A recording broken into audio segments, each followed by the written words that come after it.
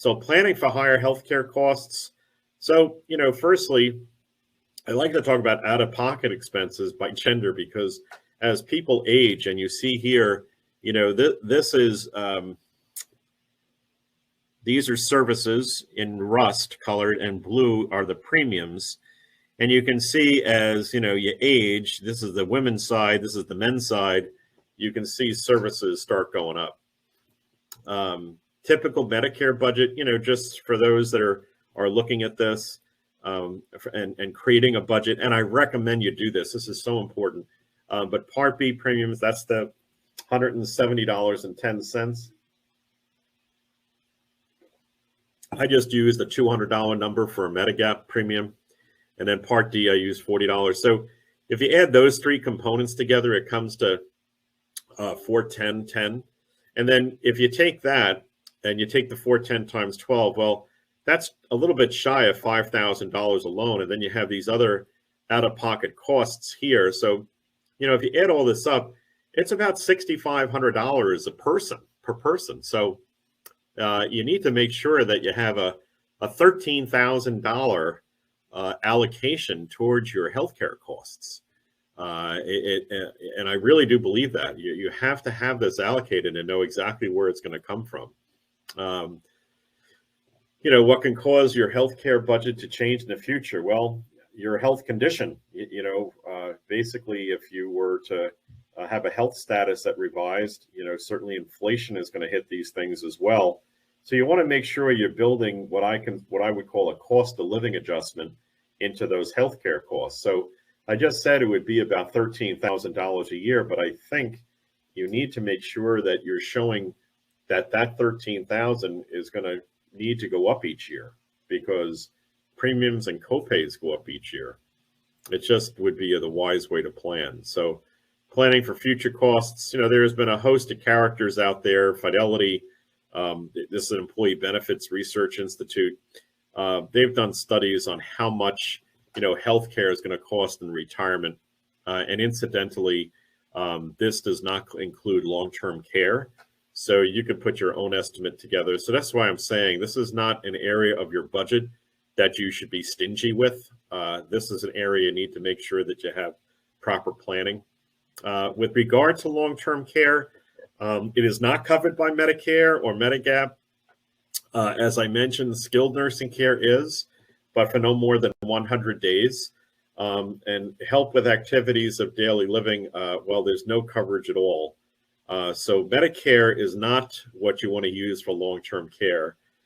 Fully 35% of people over 65 have some type of activity limitation. It really is the causes of those limitations. I'll just share with you here. Arthritis is on the far right.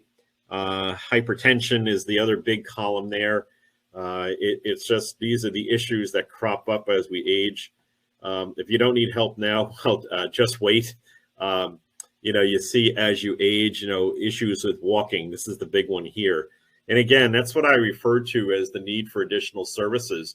So if you find that your hip or your knee is bothering you or giving you trouble, this is where walking becomes a real issue for folks. So you just want to make sure you're doing some prior planning with that.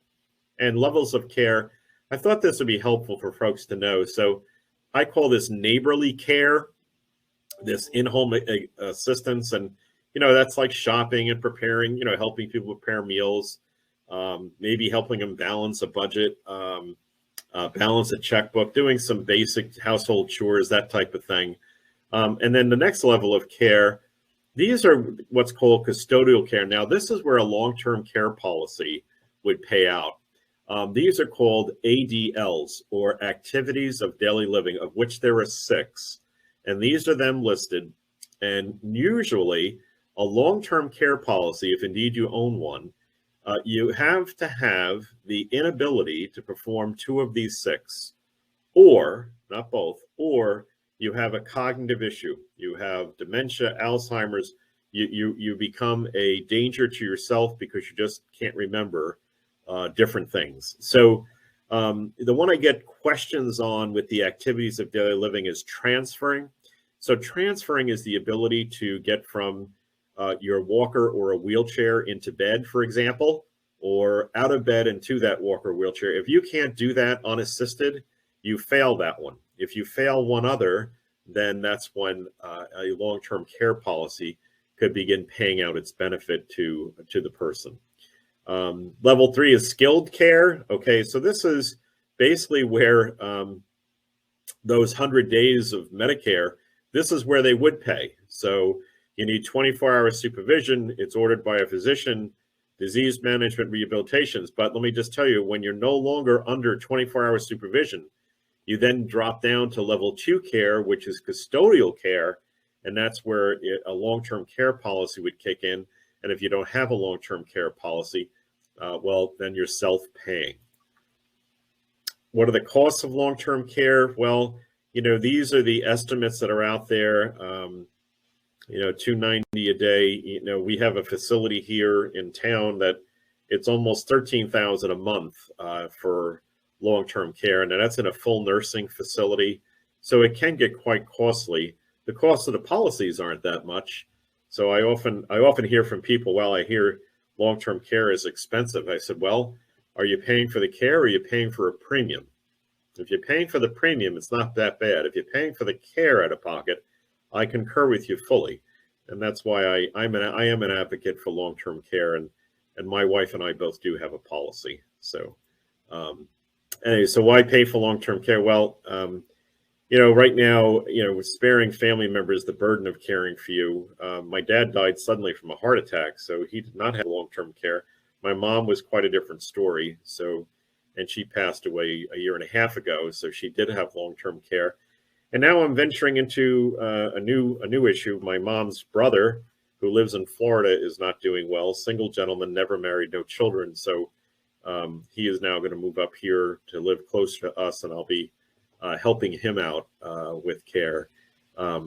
So it's not an easy thing. I've done it personally, and it can be quite stressful. And again, a care policy would help you avoid spending down assets. You'd be able to direct your care. My sister, I'll never forget, she always wanted mom to move in with her. And I just said, would you rather be mom's daughter or mom's caretaker? They're two different roles. I just said, I really would prefer just remain her daughter, and let's manage the care. So it's a tough decision. And every family, I don't know one family that isn't exposed to this. I don't know any family. And it's just, and there are 4 different ways to get long-term care now, which I work with families to try to figure out what is the best plan for them. But in summary, 3 reminders for folks. So number 1, you got to enroll on time. Medicare is unforgiving for late enrollees. You're going to be penalized if you're late. And again, it is so important not to pay that penalty for the rest of your life. So enroll on time. And there are only 3 enrollment periods. So it's really pretty straightforward. You either have initial enrollment, you have a special enrollment, or you have the general enrollment. You want to shop carefully for that private insurance because, quite frankly, you don't want to pay more than you have to. And being that these 3 areas come from private carriers, they have every right to increase their charges to you. And they will do so. Make no mistake about it. They will increase the premiums each year. So that makes it very, very important for you to shop, and get the very best policy that you can get for what you need. And again, to remind you, the 3 areas that the private insurance work with Medicare, you have your prescription drug plan, Part D, you have your Part C, Medicare Advantage, and then you have your supplemental policy that pays for the 20% that Medicare doesn't pay. So those are the 3 areas. Shop. And then lastly, please plan for higher costs. Have that budget. I just went through it's $13,000. Honestly, last year it was $12,000. So it went up $1,000 from what I talked about last year to this year. But $13,000 is probably the right number to fund for a couple in retirement to cover the cost of Medicare. So please take that to heart. And there's plan for higher costs as you go through your retirement, because they are going to be there. They are going to be there. Thank you so much for joining us this afternoon, this evening, wherever you are. Thanks so much. I really do appreciate it. And have a wonderful day.